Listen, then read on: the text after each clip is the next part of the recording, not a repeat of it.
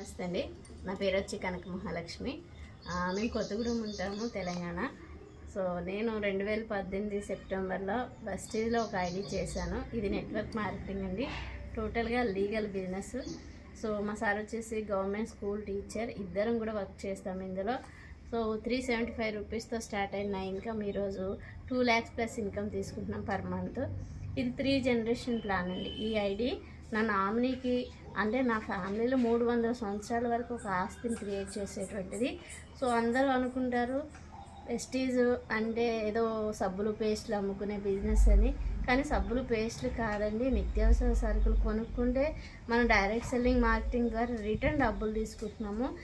ఎంతోమందికి ఎంప్లాయ్మెంట్ కల్పిస్తున్నాం. ఈరోజు నా టీంలో 33,000 మంది టీం వర్క్ చేస్తున్నారు.